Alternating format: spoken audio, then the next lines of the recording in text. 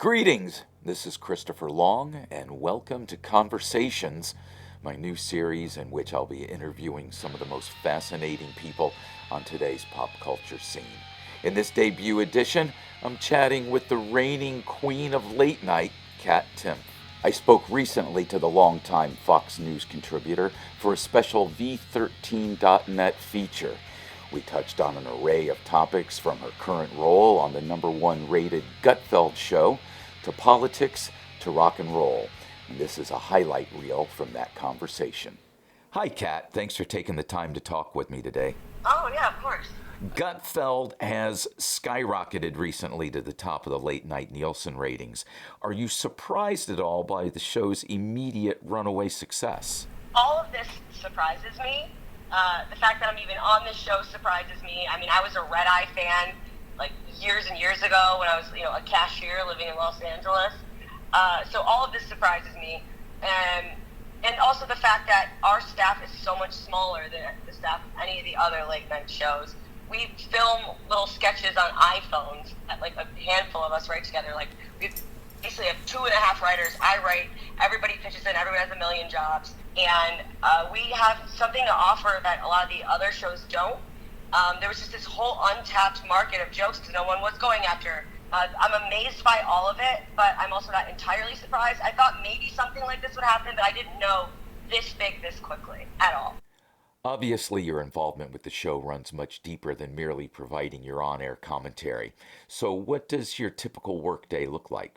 It's different every day. I write a segment for every show. I submit the intros for the guests. I help with the writing of sketches and stuff. I often help. I mean, sometimes it's meetings, sometimes it's over email. We all work well together. We have the two Joes who write, Joe Mackey and Joe DeVito, who they're on the show, but they write for us full time, and they do a lot. Most of that kind of the joke writing and stuff. They do a lot of that, obviously.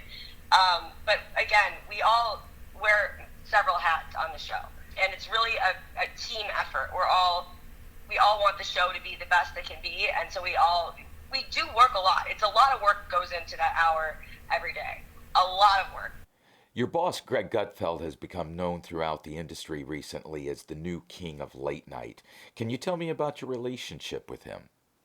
Greg has been, a huge support.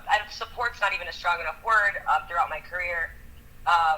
I think another reason that the show really works is that people watching it can tell that we have a genuine friendship there, which is why I think a lot of the teasing is okay, because it's obvious that he doesn't actually hate me or think these things, or I wouldn't have been working with him for like 7 years now. I was on Red Eye, and we just hit it off, and then I kept being on more Red Eye, and then, he had me be on the pilot for the Greg Gutfeld show, the weekly show, and I ended up getting that job. But he's, someone who I was a fan of before he ever knew I existed, and kind of looked up to before he ever knew I existed. So he's someone who, it's been great to have him sort of like take me under his wing and work on things with him. There's, bits where I'll write it, he'll look at it and, change it, make it better. And I'm very, very, very grateful. I could say something like, oh, I wouldn't be where I am without Greg Gutfeld, but that's obviously like a huge understatement. I mean, like, that's completely factually true. I'm really grateful for Greg. As a staunch libertarian, Kat, what's it like to be part of the Fox brand, given the network's rep as the leading source of conservative content? Fox has given me this platform to say what I believe. And what I believe, I am a libertarian. I voted third party always. I've never voted for a Republican, and I've never voted for a Democrat. And I've always, had beyond, freedom, encouragement to speak my beliefs. And it's easier for me to deal with any hate that I might get, because I know that any hate that I'm getting is because, it's not because I said something that I don't agree with. Then that would bother me. I'm able to deal with the hate because I know that I am, saying things I believe in. I'm not compromising for anyone. I don't see the point of having a platform just for the sake of having a platform.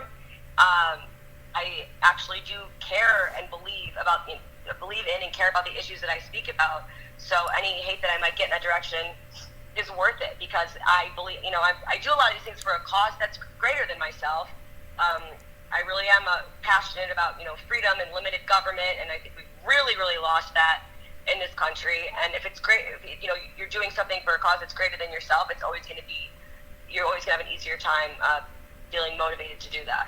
Like, I didn't vote for Donald Trump. I didn't vote for Hillary. I don't for Biden either. But there have been people who have, kind of given me guff about that.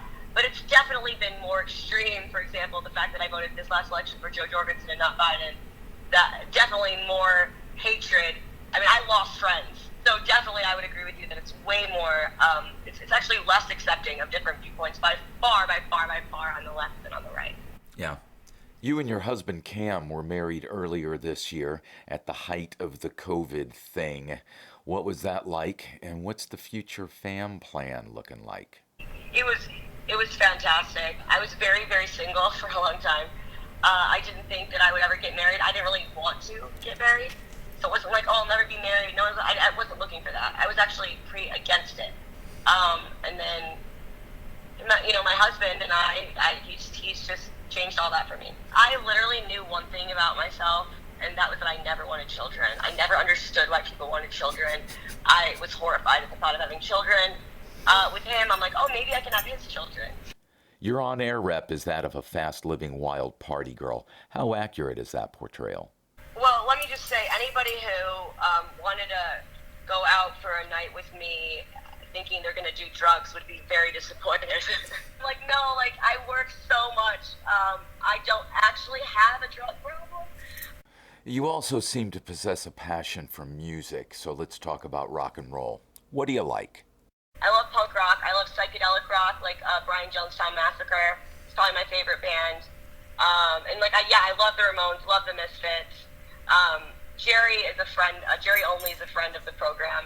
He built my custom coffin for my 30th birthday funeral party that I had.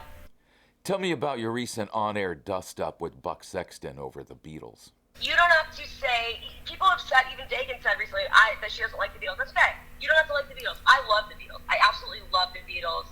I have so many of their albums on vinyl. I love the Beatles. They're a huge part of my childhood, huge part of my life. Love them. But to say they're overrated, they changed music. There would not be psychedelic music at all. They changed music forever. And that seems like a good spot to jump off. Much thanks to the amazing cat Timpf. You can check her out on Gutfeld weeknights at 11 p.m. Eastern Time on Fox.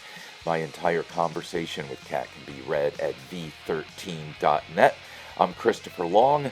Find me on the Twitter at authorlong. Thanks for listening.